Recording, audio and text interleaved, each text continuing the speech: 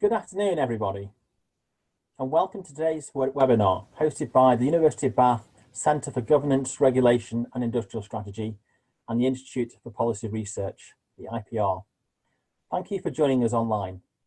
I am Phil Tomlinson and I'm Professor of Industrial Strategy at the University of Bath. And today I'm delighted to be joined by Professor Leslie Budd.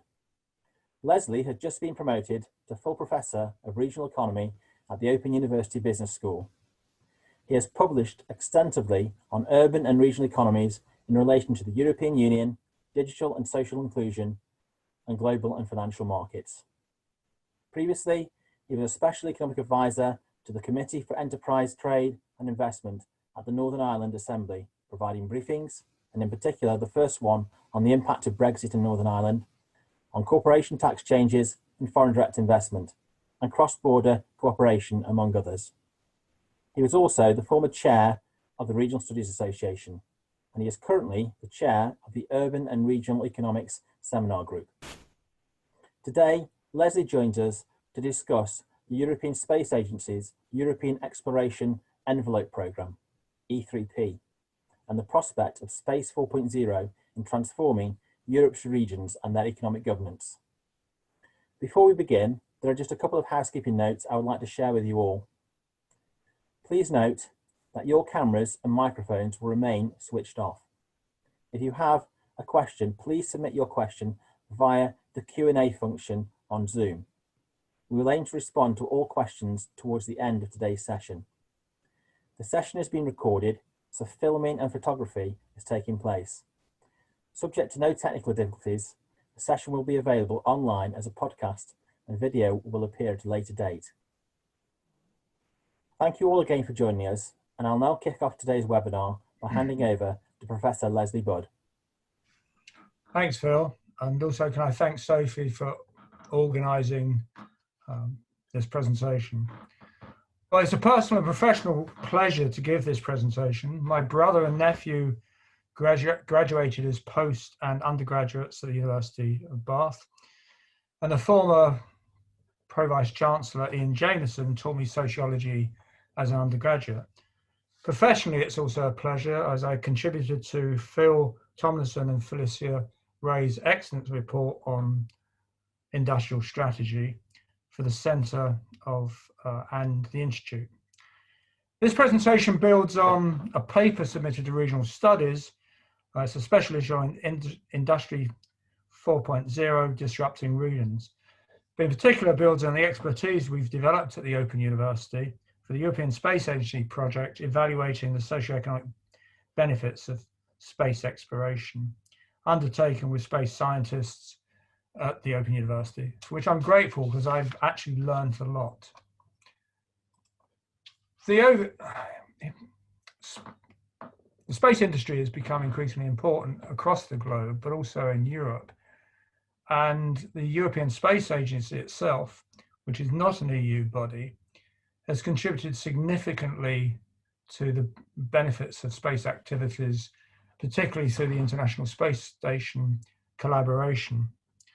So it's based on old and new technologies, but a lot of scientific experiments that have occurred on the International Space Station have brought major benefits, particularly in health, environmental monitoring, and sustainability. Now, the international cooperation is between the Russian, Japanese, European, and US space agencies. And the demonstration effect of the ISS in generating socioeconomic benefits creates an environment for the European Union, in particular the Commission's Space 4.0 and ESA's Space 4.0 I strategies. So in order to examine these issues, we do look at the project that we were funded by the European Space Agency on E3P. I move on to the next slide. This is just an overview of the principles of Industry 4.0. It was created by Lisa de Propris at the University of Birmingham in her 2017 paper. And we can actually see that this would also map onto the space industry and the space economy. Local supply chains, which also now go to outer space, new business models, increasingly personalized, flexible customization, but new technologies, new production spaces, and sustainability at its core. Now, if we look at the basics of Industry 4.0 for developing Space 4.0, we define Industry 4.0 there as a trend towards automation, data exchange, etc. And it's got 4 elements, and the design principles of Industry 4.0 correlate to regionally based industrial policies. And increasingly, if you look at the regions of Europe, you see major centers of space activities, space industry, the launch industry and the satellite industry. So Yeovil, you could actually say, is a space town. You've got Bristol, you've got Airbus at Stevenage. So it's quite interesting and overlooked, particularly in the debates about Brexit, of the contribution of the space sector in the UK to industrial strategy, but also more broadly through the UK Space Agency. So, but it is a more challenging environment. We've got Donald Trump's ideas about Space Force and America First, and actually tearing up international treaties about space law and governments, particularly who owns space. Geopolitical and nationalist impulses, so for example, the Chinese space mission to the dark side of the moon. Elon Musk's SpaceX rockets replacing the Russian Soyuz rocket launchers, which were launched from Kazakhstan, and they actually are a major source of environmental damage, whereas the SpaceX is using much more efficient fuels. So that's addressed, that change has addressed one of the challenges for the space programs about complying with sustainable development goals. One of the other challenges is that the European Union is seeking to establish its own space agency as a potential challenger to ESA and just leave ESA to the science. Well, we return to that later. Now, if you look at the historical context of the trajectory of Industry 4.0, we can match the 4 industrial revolutions against the concept of globalization unbundlings created by Richard Baldwin, international trade economist, in his 2 books, The Great Convergence, Information Technology and the New Globalization of 2016, and the Globotics, Upheaval, Globalization, Robotics and the Future of Work. And particularly the latter is important in the way in which robotics is increasing, human robotic interaction is increasingly being used in space missions, particularly lunar ones and future Mars ones. Now, the space economy, there's a definition there, which is becoming important for socioeconomic development in many countries, not just in the major regions of East Asia, the US and Europe. Elon Musk has been building lithium-ion battery farms to generate electricity for 10,000 homes in South Australia. A lot of the benefits of lithium-ion batteries for electric vehicles, but also alternative sources of energy, have actually been strengthened by the experiments taken on board the ISS, but also on the moon by the Chinese, who are treating lithium-ion batteries to extend their lives. Because people may not know that you have 2-week nights on the moon, and the lithium batteries don't have enough life, but treating them with hydrogen extends that. So there's those kind of activities. They're also creating a space agency in South Australia to promote the space economy linked to sustainable energy and mining. You've also got, again, arising out of International Space Agency experiments, global telemedicine, health-related benefits, particularly osteoporosis, new alloys and materials that are both technologically efficient and environmentally efficient, and that comes from microgravity, and sustainable energy environmental monitoring, which has helped manage some of the impacts of climate change back on Earth. And finally, space mining and architecture for lunar missions, although there is a fantasy that somehow lots of stuff's going to be dug up on the moon and then shipped to the Earth, which is actually sci-fi fantasy. It's about recycling for activities on the moon. If you look at the size of the space global economy in 2019, this gives just an overview of its size and growth. And the satellite industry takes about 77% of the space economy. Now, 360 billion is not a lot. I mean, when you think that UK economies in 1 year is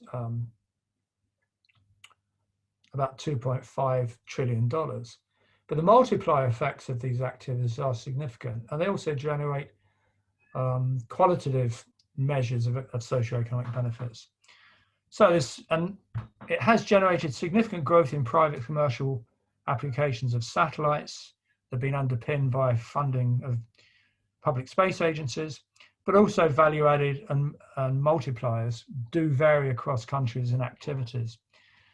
Again, maybe of news to some people, but Glasgow now is the largest producer of satellites less than 250 grams weight in Europe. And you've got the increase in simulation of vertical spaceports in Europe, and the growth of non-US launch industry can be seen in the next slide. So the middle diagram is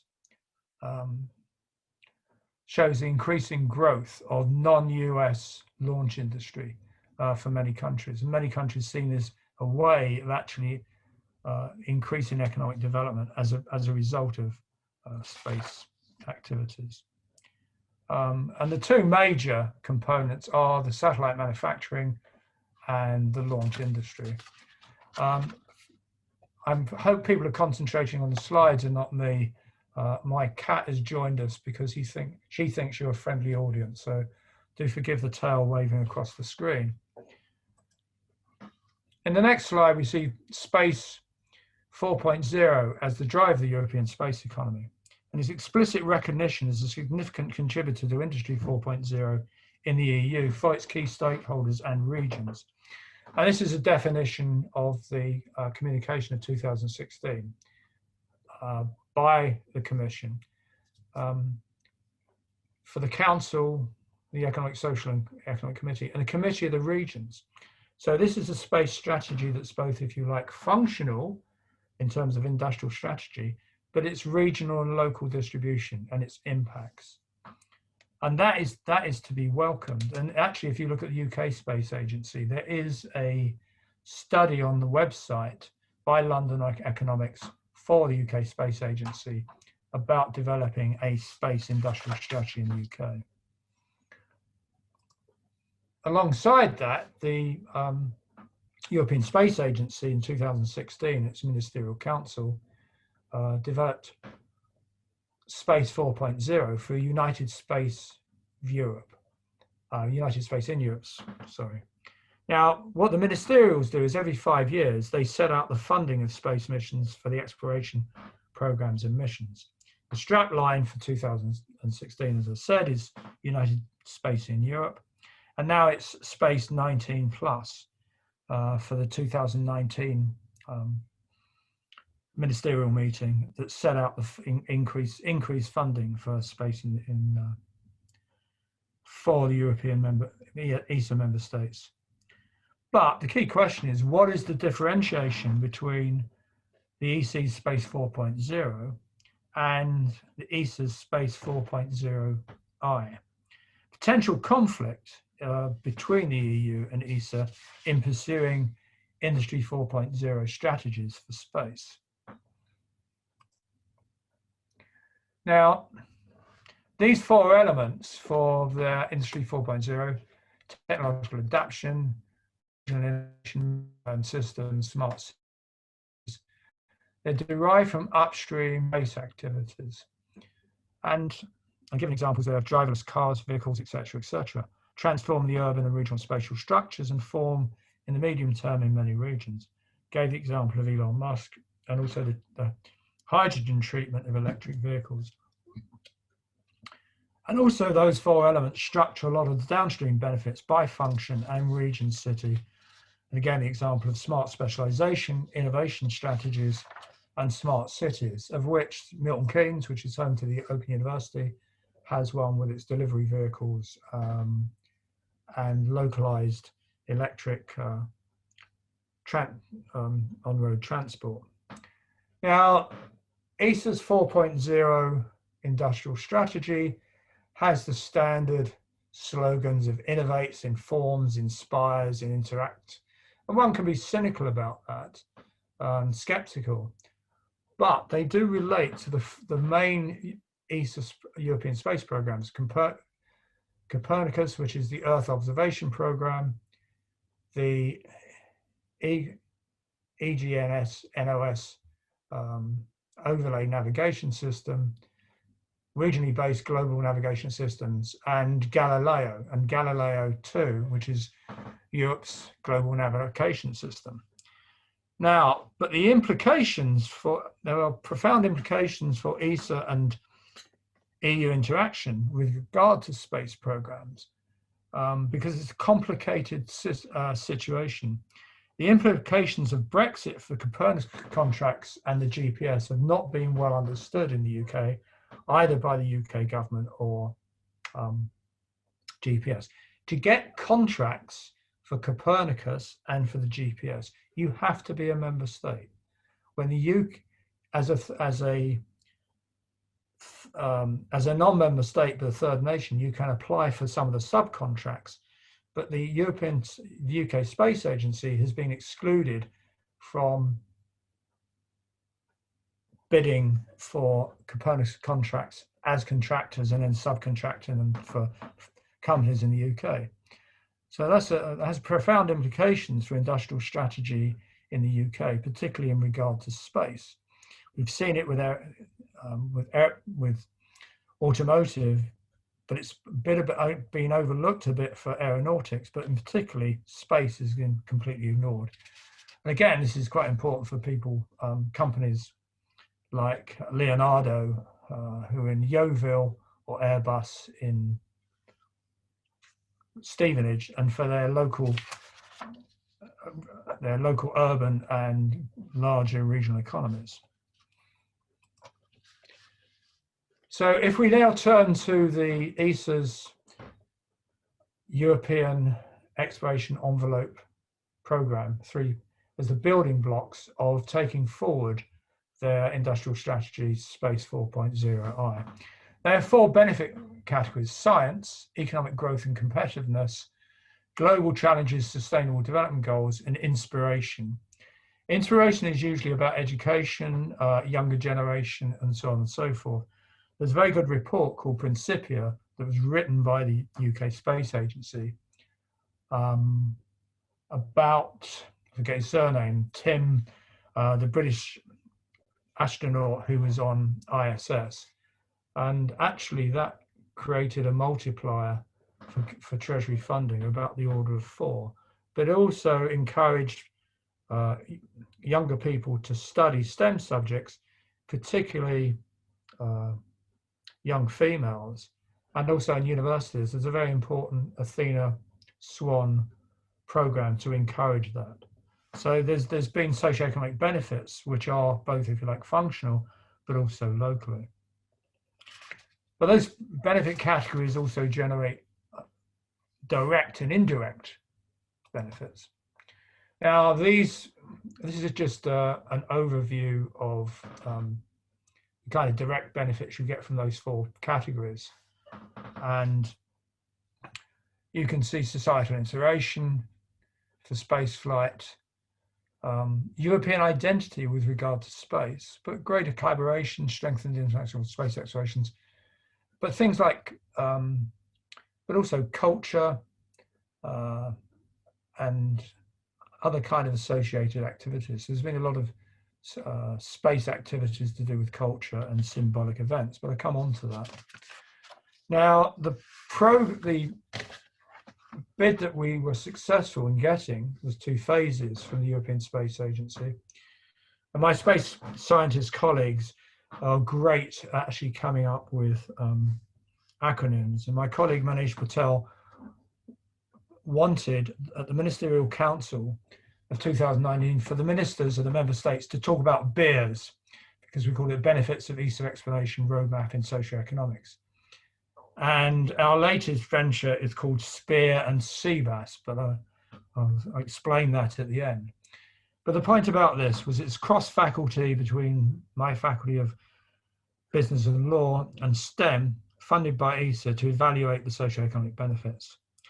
The structure of the 4 benefit categories and a 4-fold methodology to produce an impact evaluation framework was the objective of the project, which has been challenging, but we've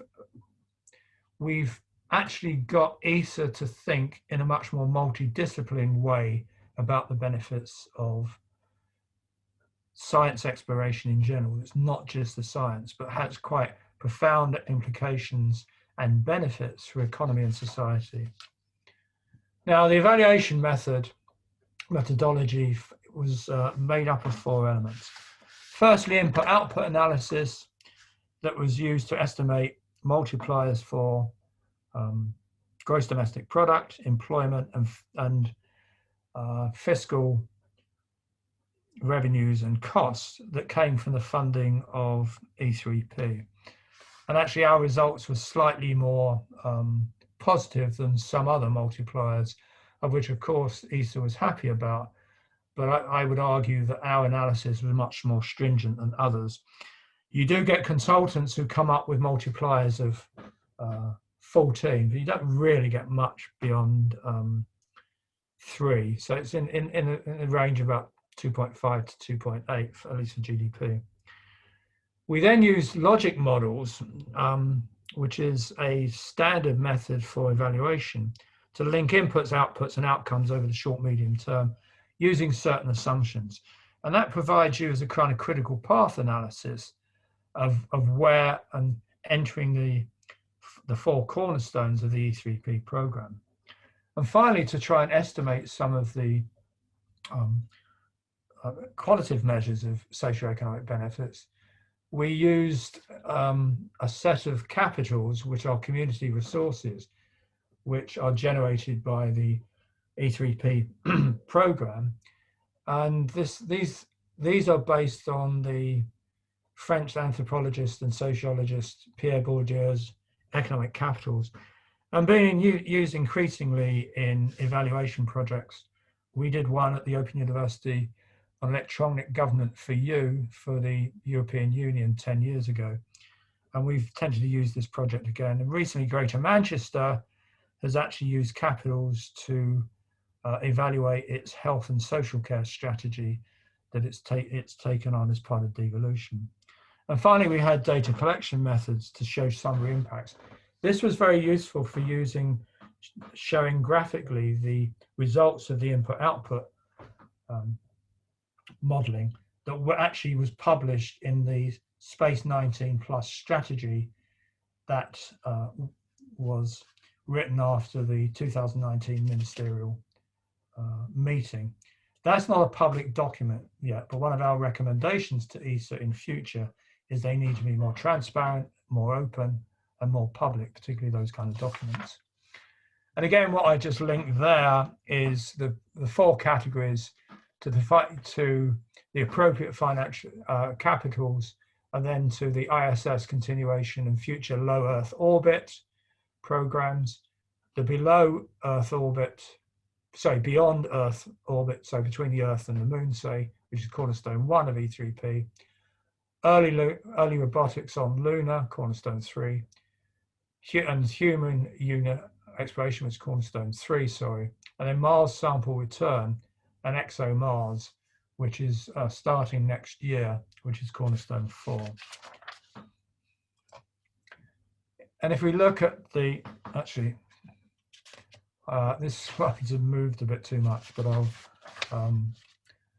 I'll come back to it. But this just shows some of the potential conflict between ESA and the EC may undermine these. So they have different focuses, different objectives, and budget arrangements. So, and the EU Space Agency would just be EU member states. It would exclude the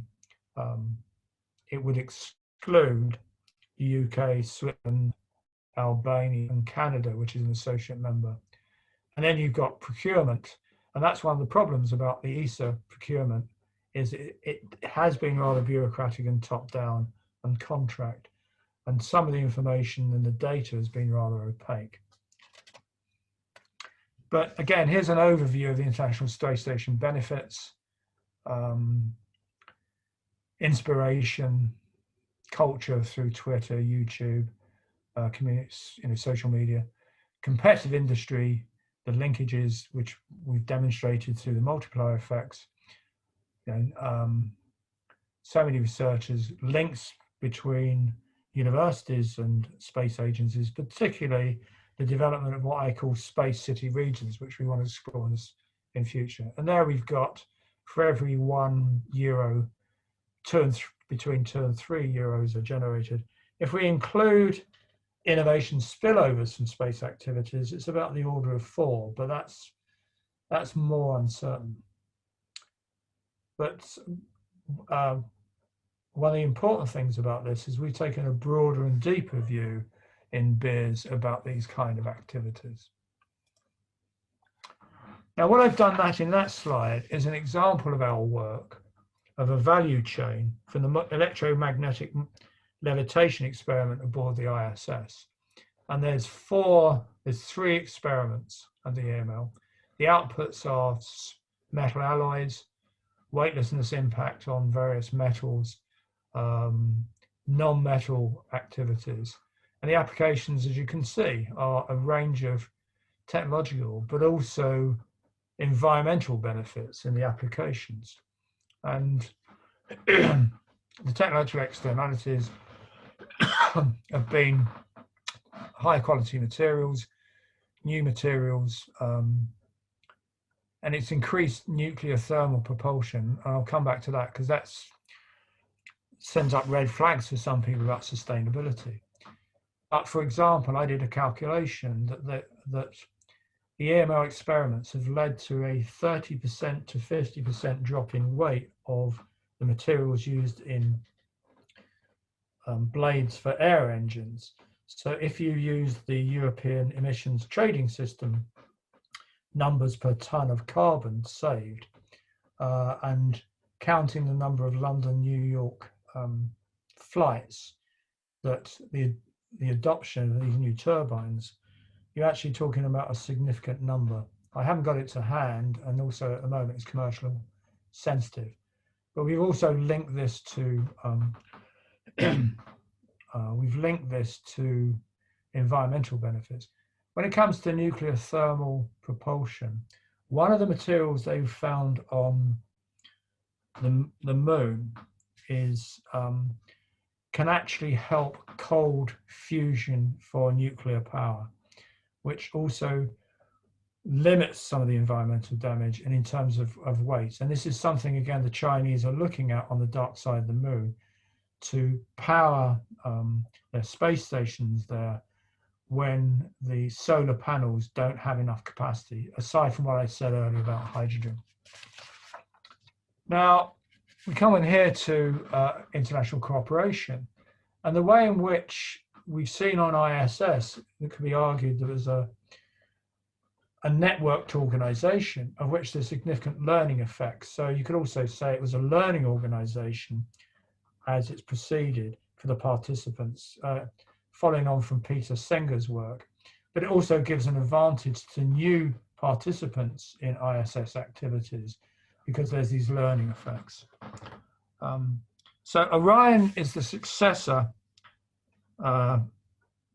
mission to the Apollo lunar missions, and it provides propulsion. But the European Service Module, which orbits the moon and can land astronauts or robotics on the moon, it provides power, water, oxygen, nitrogen, keeping the spacecraft the right temperature, etc.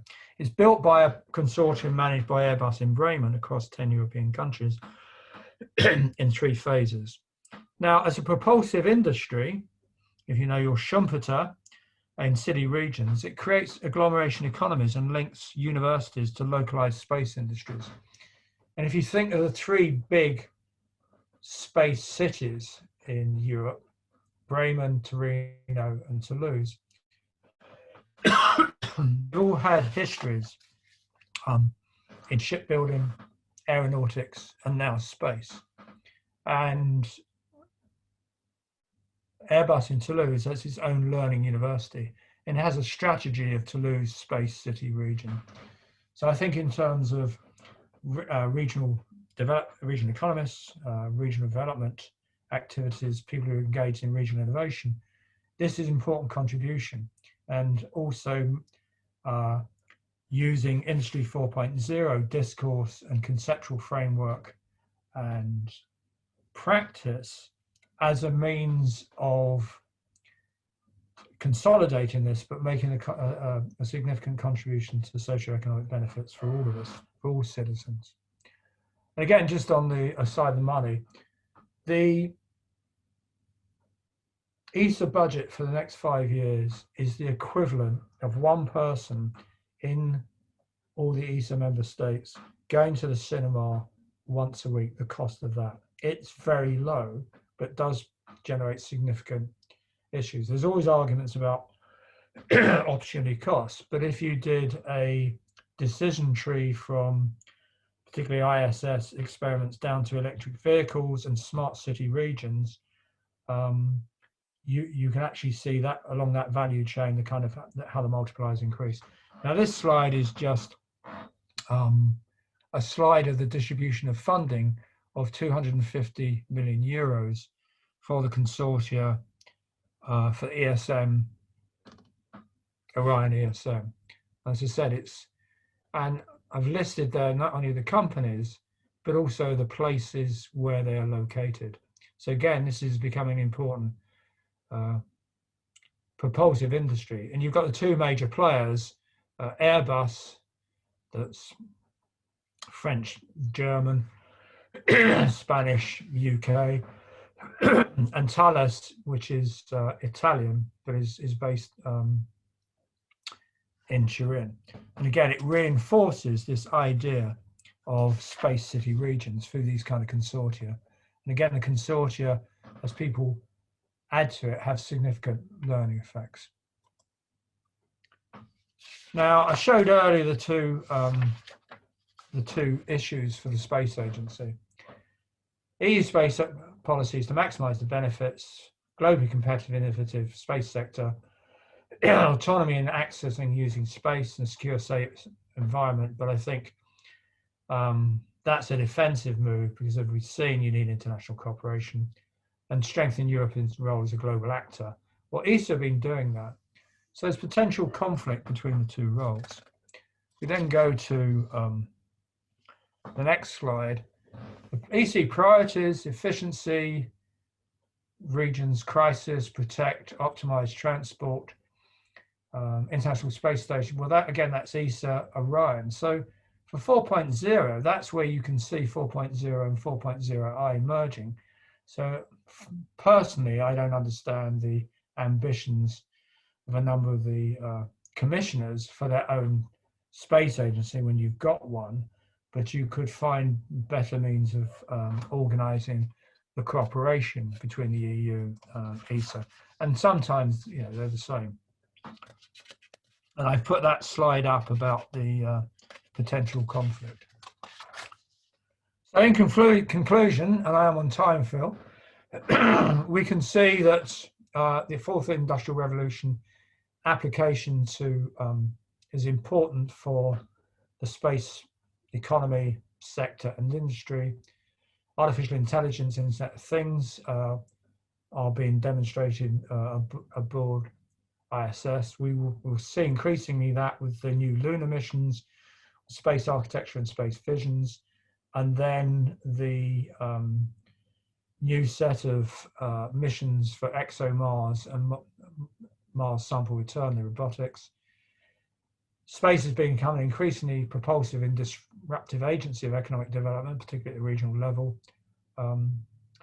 These activities have been crucial to developing that space industry, and for the national space agencies, we're seeing a lot of development of spaceports, particularly in Scotland, in the UK, but other smaller member states of ESA and the EU, as a means of creating disruptive benefits for the regions using Industrial 4.0 strategies. And the four cornerstone missions will create conditions for the space sector, reinforcing that development. So potential socioeconomic developments of space economy may be disrupted within Europe as the International Space Agency comes under threat, but clearly also Brexit and obviously space at the moment is starting to make some contributions to resolving some of the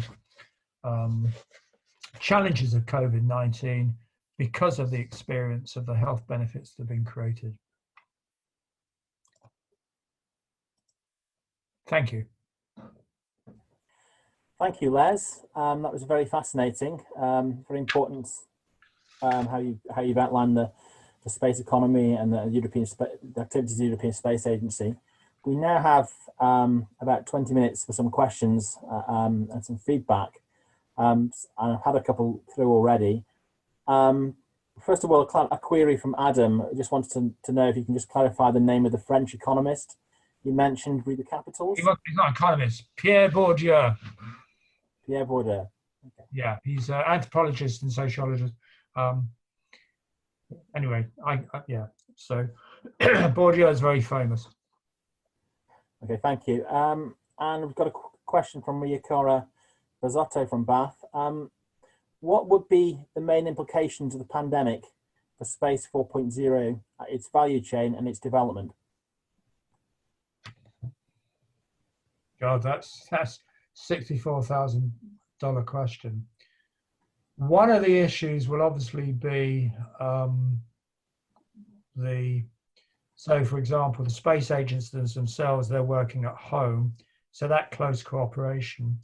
The OU, we're only just opening up our space laboratories, so that slowed down some of the development. The implications as well is how do you avoid COVID-19 on ISS but other missions amongst the astronauts, given their given the challenges of working closely together on space experiments. But the other issue, which people don't know, it can take up to 4 years for astronauts to recover from being on ISS because its impacts on bone wastage and muscle. So that could complicate things in the post-recovery from orbiting. But the one thing they're trying to do is through telemedicine and a number of the experiments they've been able to do under microgravity that could be applied to developing antibodies and vaccines. So it's important, but there will clearly be some disruption as there is elsewhere. But that's my guess at this stage, because as a non-clinician, I try and avoid COVID-19, but I think as an economist, we have to take notice of it. Okay, thank you, Les. I've got another one from, I think it's Jotny Benson. Many thanks for the presentation.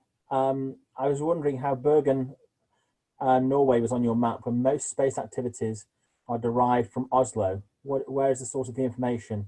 The source of information is ESA itself. It's a particular company in Bergen.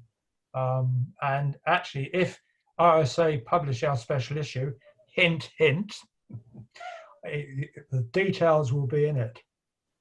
So it's a startup, and what's interesting is that in places, suddenly a lot of these small places, companies are starting up.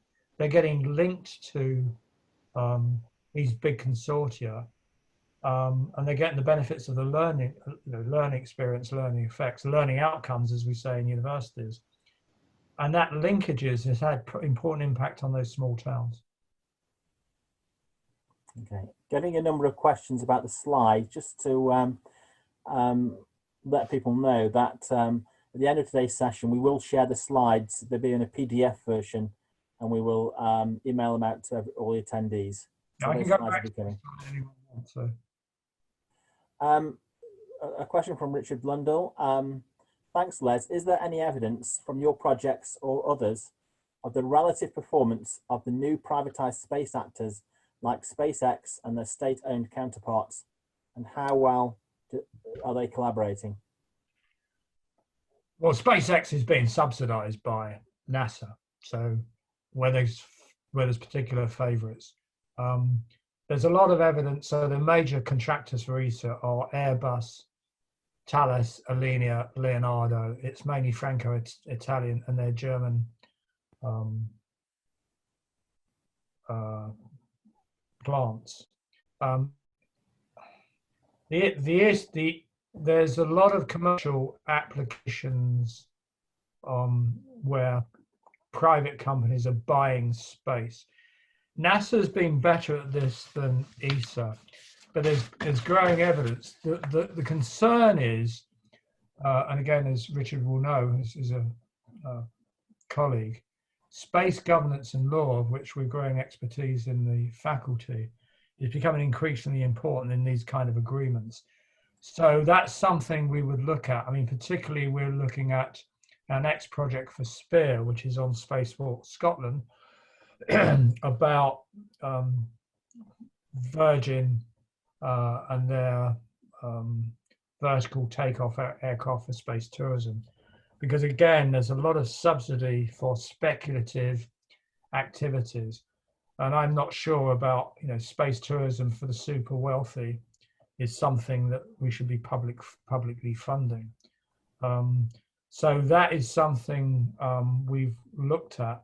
But under the organizational capital category, we're also saying to ESA, one of our recommendations when we're meeting them next week, is to be more transparent and be more accountable about how they spend the money, who to and when, and what the results are, in order to reinforce their legitimacy. Otherwise, they will get rolled over by the EU. But again, I'm always happy to discuss that with Richard, and also particularly some of the environmental benefits, because ESA has a permanent officer for achieving the sustainable development goals. But it's also, again, something he works on, the development goals in encouraging small new enterprises in the space economy. Okay, another comment from Jotny about Norway. Maybe you can now look at the new CEN SS data center just established outside Oslo. So that's CEN-SSS center just established outside Oslo for more data. Well, yeah, but this is particular data for the ESM project. But thank you for that, and I will look at it. I'm finding increasingly that my friends like Phil increasingly call me a space cadet, but I'm increasingly getting linked into the Mars Society and Space Foundation and Blue Planet Foundation, and it's a useful source. So she wants to, but anyone who wants to connect with me on LinkedIn from this presentation, I'm happy to do it. And I'm also I'm grateful for any links they can give me. Okay. I'm an apprentice in this. I've learned a lot in the last 2 years, and I've learned a lot about space science. But I'm not a scientist, although I did start my career in engineering. So. Okay, just waiting for some more questions to come in. I've actually got one, Les. Obviously, I noticed on slide 21, the UK was blacked out. Obviously, the UK is no longer a member state of the EU. So given Brexit, can you perhaps say a little bit more about the UK's likely relationship? So all that map is showing is the membership of the ESAM consortia. We're Yeah. not a member, and actually they've got more and more funding. That's become more and more important. And although Airbus in the UK will get some of the benefits, and so will Thales' operations in the UK, the UK is not part of the consortium, and that is going to be a problem for the next stage of Copernicus and the successor to GPS. GPS is 10 billion, and Theresa May came up with 92 million for a study. And as I said, if anyone knows their history, it's a bit like saying we should start rebuilding post Brexit Ford Anglias, or building Bristol Brabazon aircraft that never really were commercially flying, but there you go. You can see what side of the fence I sit on. So you don't hold out much hope then for the UK space economy in a new industrial strategy? Well, I do in Scotland, but I think the reason for that is because we're likely to have, if we have no deal, we'll have an independent Scotland. And actually, if you look at the arrangements so Bombardier was taken over, its aircraft production in Belfast was taken over by Airbus to produce the A200 series, which is the most advanced avionics of small regional aircraft. And at Queen's, you've got a very good space science centre. So I could see that Scotland and the whole of Ireland economy developing a space strategy. Wales, I think, may suffer because they build the wings in North Wales for Airbus aircraft, and some of those, and I just wonder whether it's worth those kind of activities. But we shall see. I mean, we shall see, because I'd never try and colonize the future, and but at the moment there's a real danger for damaging what is becoming an increasingly important industry and its linkages to automotive and electric vehicles and the hydrogen economy, as whereas electric planes are actually making a significant difference to achieving carbon targets by early in 2050. Well, on that theme, Les, we've got an interesting question from Dr. Felicia Fay from Bath. Given the UK's weakening links with both the EC and ESA is no longer a member of the EU, do you think this will threaten the UK's ability to become a leader in industries that will apply artificial intelligence, medical technologies, new materials, etc.? And if so, will we be able to keep up if we align more closely with the United States? Well, that again, yeah, I mean, two things. One is, I think there's also there is a strong tradition of innovation, scientific endeavor in the UK. What we're not good at is delivering it. So if you think about the linear motor, Lathwaite, the first jet plane, the Viscount, not the Viscount, the Comet, and so on. So I think there'd be small companies, but the difficulties for them is, like the ESM consortium, the ISS, if they get excluded for contracts, they may have to go elsewhere. It really also depends on the outcome of the election, because Trump doesn't seem to know that the ISS has a barter system, because it's illegal for NASA to pay for oil's Russian rockets to launch satellites for them.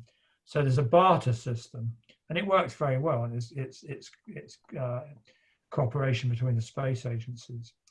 So you could see a migration. I think the issue is it won't stop artificial intelligence, but it's scaling it up and going global. And again, what you could find is that those people go to work in places like India, well, the rest of the EU, but India, China, and other countries with ambitions for its space industry. And again, India's and China, as we know, are quite advanced in terms of ICT. So it'd be the uncertainty.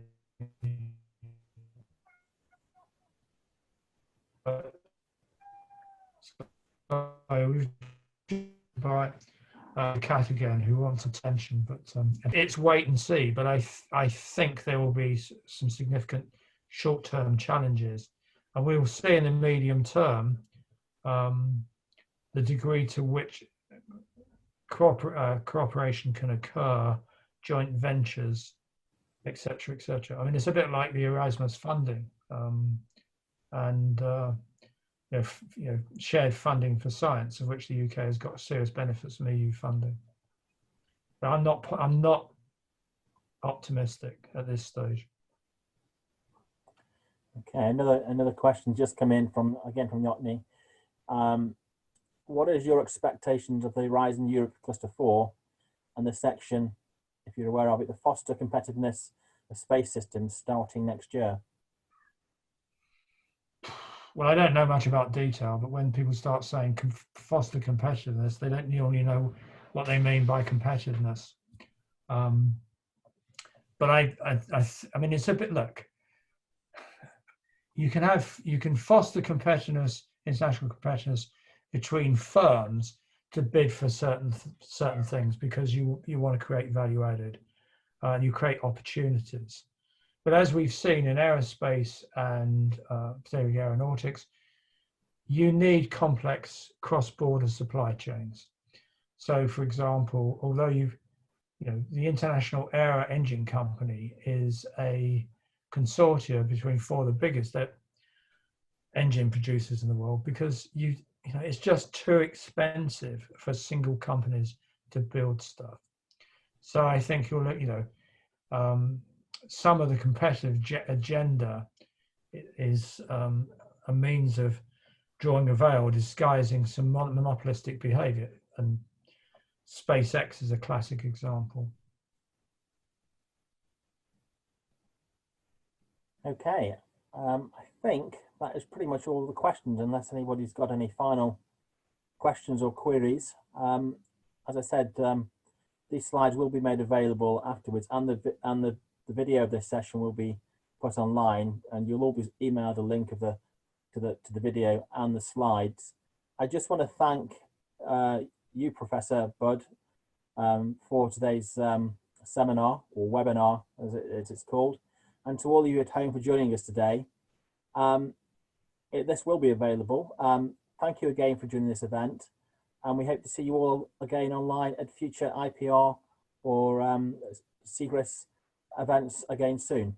So thank you very much. Bye-bye. Thank you. Thanks, Phil. Thanks, Sophie.